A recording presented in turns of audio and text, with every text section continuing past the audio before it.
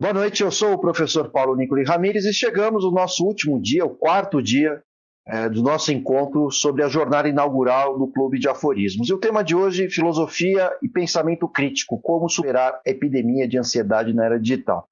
Bom, eu gostaria de começar esse debate discutindo o seguinte: para que serve a filosofia?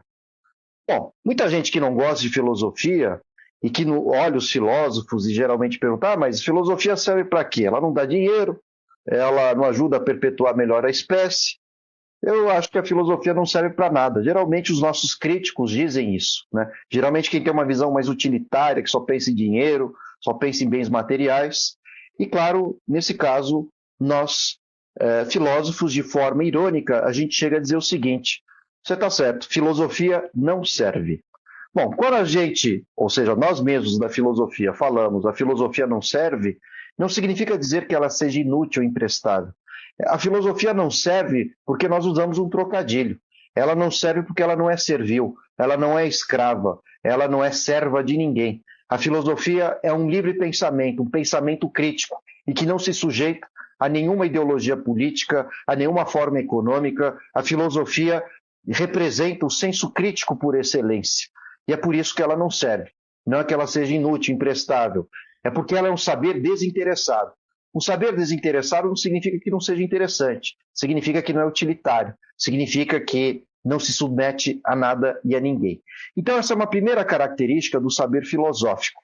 E aí, outra questão que a gente tem aqui para discutir, e é um tema muito polêmico entre os filósofos, que é o seguinte: geralmente nós estudamos desde a escola que quem criou a filosofia foram os gregos, os pensadores gregos, pré-socráticos, Sócrates, Platão e Aristóteles. Você está de acordo com isso? Bom, aqui eu queria dizer o seguinte: esse é um ponto de vista, ou seja, aquele que defende que a filosofia nasceu na Grécia, é um ponto de vista totalmente etnocêntrico. Etnocêntrico é quando uma sociedade supervaloriza a sua própria cultura em detrimento das outras. E eu digo para vocês exatamente isso. Os gregos não inventaram a filosofia. É um erro dizer isso. O que se pode dizer é que os gregos inventaram um tipo específico de filosofia. E quando nós falamos isso é enaltecer também outras formas de conhecimento filosófico que surgiram em outras sociedades, que inclusive misturam mitos com o próprio saber racional. É o caso, por exemplo, da filosofia indiana, da filosofia chinesa, que é tão anterior quanto a filosofia ocidental, que nasceu na Grécia, ali com Tales de Mileto, por volta do século VI para o V a.C., ou VII para o VI a.C., me corrigindo. Acontece que o que caracteriza a filosofia grega especificamente não é que eles inventaram a filosofia, é que eles criaram um divórcio, uma ruptura, uma fratura que colocou o pensamento racional de um lado e o pensamento mítico do outro.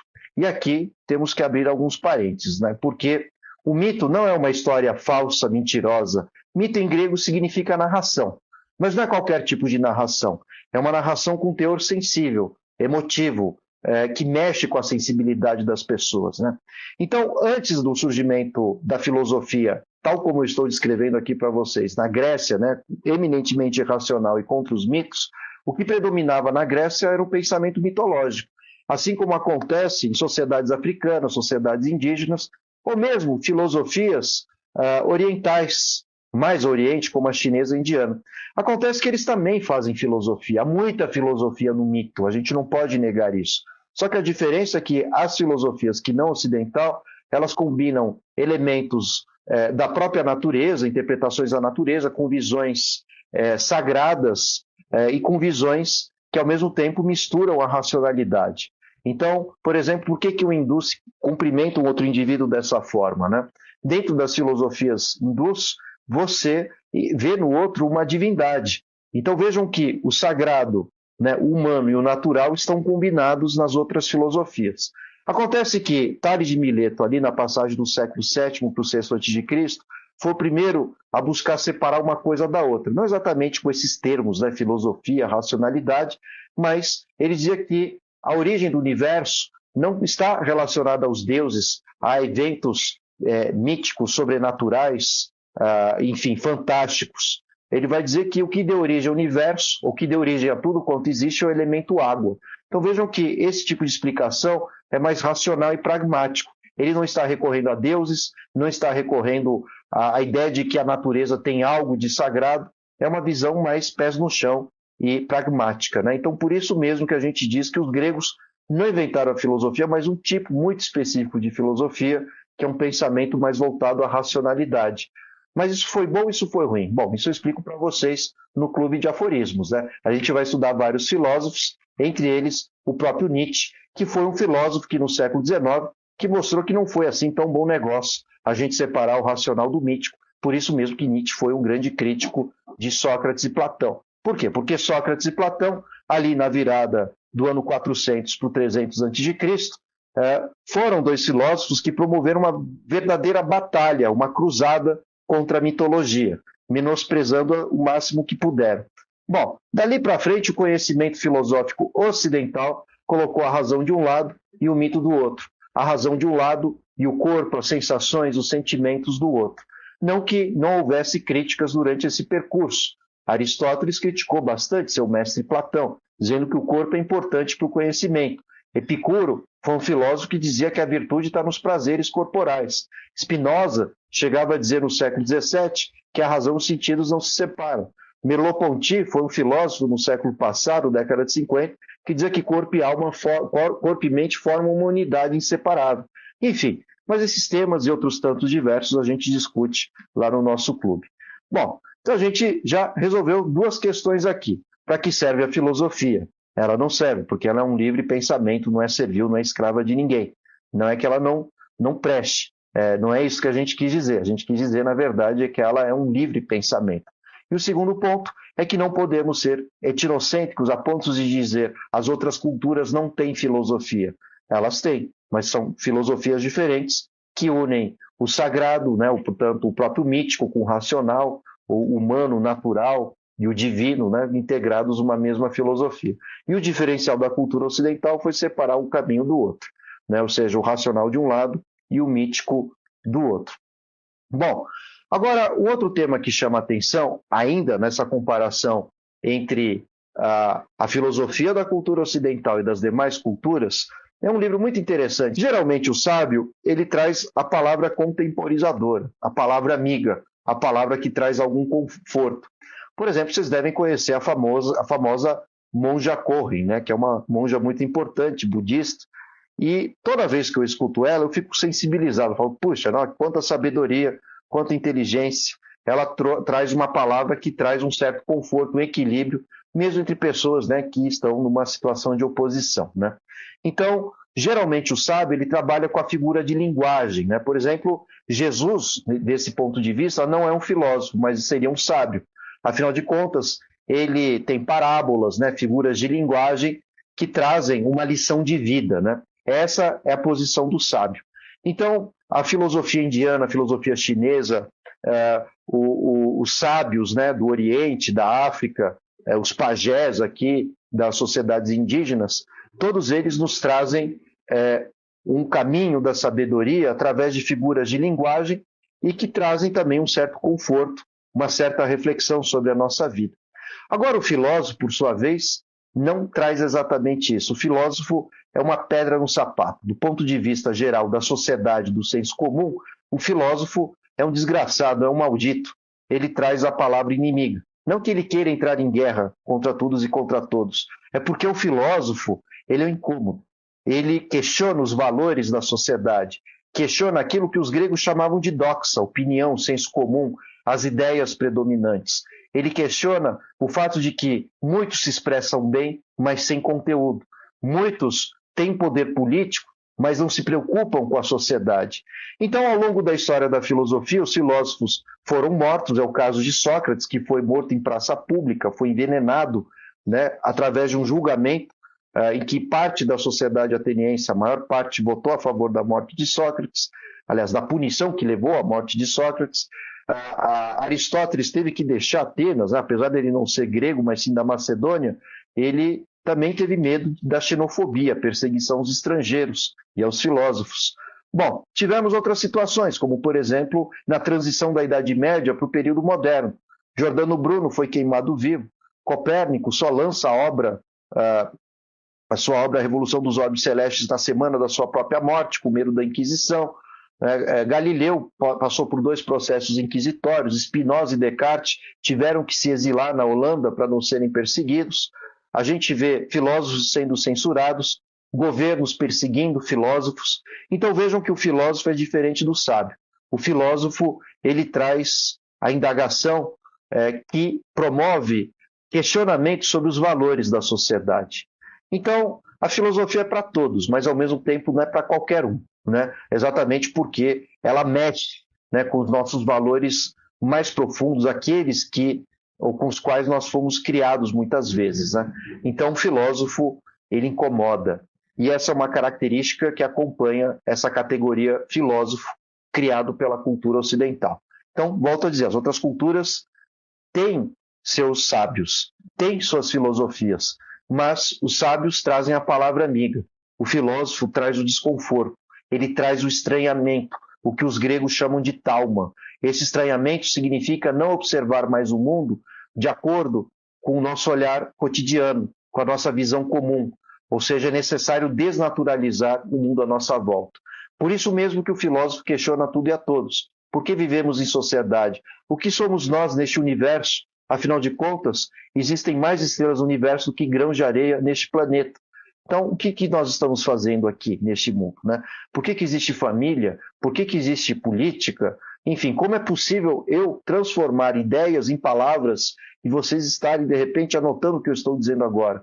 Então, a filosofia parte do princípio que a existência é um absurdo. E por isso que o filósofo indaga tudo, questiona tudo e a todos, em todas as áreas do conhecimento.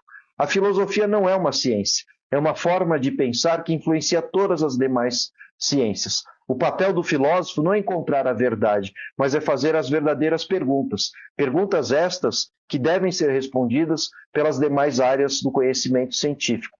Por isso que a filosofia está em todo lugar. Está na matemática, está na política, está, enfim, de repente, em conhecimentos astronômicos. O filósofo, então, ele dá as questões verdadeiras para que outras áreas do conhecimento tentem respondê-las. Agora, se é verdade ou não, é um longo debate científico e que pode, sim, promover, ao longo do tempo, superações de determinadas respostas dadas. Além disso, diferentemente do sábio, das outras culturas que não ocidental, o sábio ele trabalha com a figura de linguagem, mas o filósofo ele sempre procura o conceito. O conceito é sempre a palavra que nos falta, é sempre a palavra que estamos atrás. E o que promovemos é um combate de conceitos. Conceitos destes que vocês podem encontrar no nosso clube de aforismos. Uma batalha de conceitos, literalmente, entre um pensador e outro.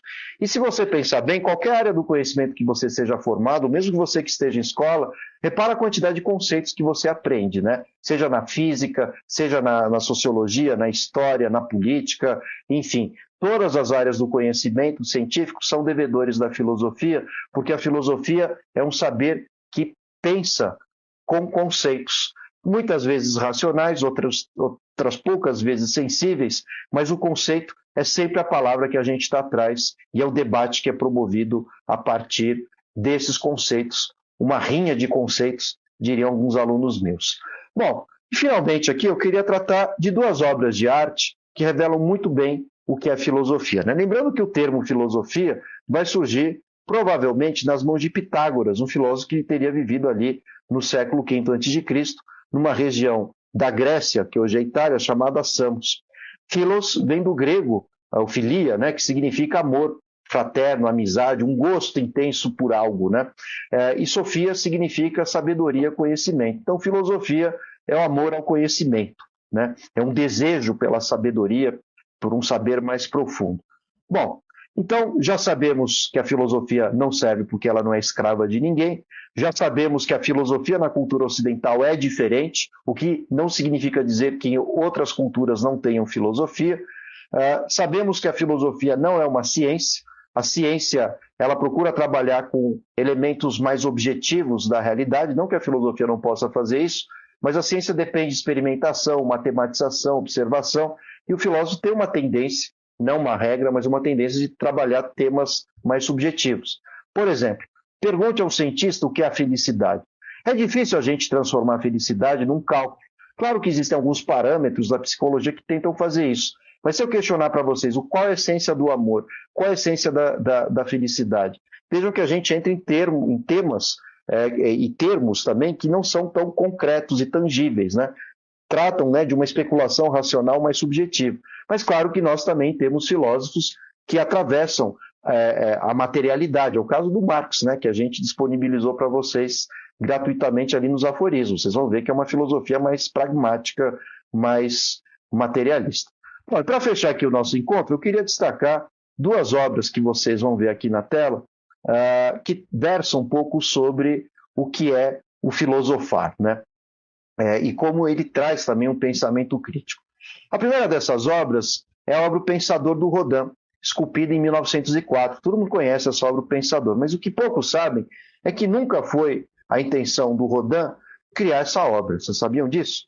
Na verdade, o Rodin fez uma obra maior, O Pensador é uma parte dessa obra, que se chama A Porta do Inferno, né? Que é um episódio que aparece na Divina Comédia do Dante Alighieri. E, na verdade, o Pensador é um poeta que fica olhando as pessoas entrando no inferno. Só que os admiradores de Rodin gostaram tanto da obra que separaram o que hoje a gente chama de Pensador do resto da obra. E essa obra ela foi tomada pela filosofia, interpretada por ela, e é o que eu vou comentar agora com vocês, né? Vocês estão vendo a mão ao queixo do Pensador, como quem diz que só sei que nada sei. Esse é um grande problema do filósofo, né? Quanto mais a gente obtém conhecimento, maior a sensação da nossa ignorância, porque o conhecimento ele não para de ser produzido, existem centenas de fontes, e quanto mais a gente questiona o que é a verdade, maior a certeza de que a gente está distante dela. Essa é uma posição tanto humilde, né, do filósofo. Ele sabe que quanto mais conhece, mais coisas ainda há ou existem por conhecer, né? Por isso, Sócrates dizia, só sei que nada sei, ou conhece a ti mesmo. Torna-te consciente da sua ignorância e serás sábio. Esse é um pressuposto básico da filosofia. Então, essa obra do Rodin que vocês estão vendo agora, ela demonstra, no final das contas, que há uma angústia do filósofo, porque quanto mais ele corre atrás do conhecimento, mais angustiado ele fica pela certeza de que não sabe nada, né? De que há muito ainda por conhecer. E, finalmente, para fechar esse nosso encontro, eu queria fazer referência a uma outra obra muito importante, que é de um pintor austríaco chamado Klimt. Essa obra chamada Filosofia não estava sozinha, né? Era um conjunto de painéis que ficavam, né, no teto, né, num painel na Universidade de Viena, na Áustria, e ele havia feito também uma obra para o direito, né, a jurisprudência, né, e também para a medicina. Infelizmente, os nazistas não gostavam de arte de vanguarda, mandaram tirar essas obras. A obra originalmente é colorida, vocês podem dar um Google, procurar através de interpretações da obra como era o colorido. Quem conhece o Klimt sabe que ele fazia partes da obra folheadas a ouro, enfim, era muito bonito. Então o que a gente tem aqui, infelizmente, é uma fotografia em preto e branco. A obra com certeza era muito mais bonita, eu vou explicá-la já já, mas o essencial é a gente se dar conta de que, aliás, não contei o resto da história, né? Então essa obra foi tirada da Universidade de Viena pelos nazistas, quando Hitler anexa a Áustria ao território alemão. Essa obra foi levada, salvo engano, para um castelo na Itália, e no final da guerra o castelo foi bombardeado, pegou fogo, e infelizmente a obra se perdeu, né? Por isso que a gente tem que combater sempre o nazifascismo. Não só por isso, evidentemente. Bom, mas eu vou tentar interpretar essa obra aqui para fechar o nosso encontro. Vejam que do lado direito de vocês parece haver uma face, né? Vocês devem estar mais ou menos vendo uma face que parece estar em meio ao que também parece ser um oceano, um universo. Então essa face, para alguns intérpretes, representa o absoluto do conhecimento, a verdade com V maiúsculo. É o que o filósofo sempre busca. Mas mais embaixo, lá embaixo, parece haver uma mulher com véu, porque o papel da filosofia é desvelar a realidade, né? Ou seja, desnaturalizar o mundo, tentar enxergar o mundo com senso crítico, a ponto de encontrar a verdade. Heidegger, né, definia a filosofia como um desvelamento, né, pela busca da verdade. Então, essa simpática senhora que vocês estão vendo ali embaixo, ela está com véu, e o objetivo dela é tirar o véu para encontrar o conhecimento absoluto e verdadeiro. Mas, um pouco mais acima na imagem, vocês estão vendo alguns personagens que parecem realizar exatamente a postura corporal descrita pelo Rodin, né? A mão à cabeça, o desespero, a angústia, a ideia de que quanto mais a gente tenta desvelar a realidade para encontrar a verdade, maior a certeza da nossa ignorância. E subindo mais um pouco à esquerda, né, vocês estão vendo lá no topo esquerdo que parecem ser duas crianças. Que a ideia de que os conhecimentos que nós temos até aqui, eles são insuficientes, são como crianças diante da totalidade das verdades do universo. Voltamos ao só sei que nada sei. Então é importante mostrar que tanto essa interpretação que se faz da obra do Rodin, o Pensador, como também, agora sim, a filosofia de Klimt, revelam esse caráter de que quanto mais o filósofo busca o conhecimento, maior a certeza da nossa ignorância. E é isso. Gostaram dessa aula? Comenta aqui na nossa descrição, aqui embaixo, né?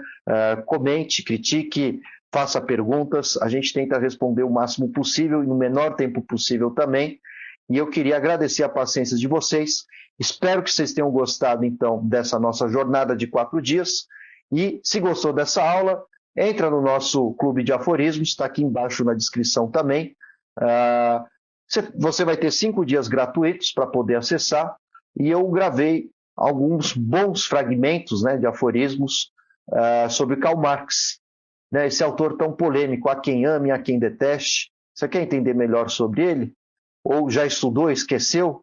Ou estudou um pouco e quer saber mais? Então entra no nosso clube. Você tem 5 dias gratuitos para ver os 30 vídeos que a gente gravou sobre Marx, todos eles curtinhos, 5 a 10 minutos. E se gostar, assina o nosso clube, né? A gente tem condições especiais para quem está começando com a gente, tá bom? Um abraço, pessoal. Obrigado por me acompanhar aqui nesses dias. Lembrando que a gente vai deixar gravado também essa aula para quem tiver curiosidade e depois quiser acessar o clube, tá bom? Um abraço a todos e obrigado pela paciência de vocês. Até mais.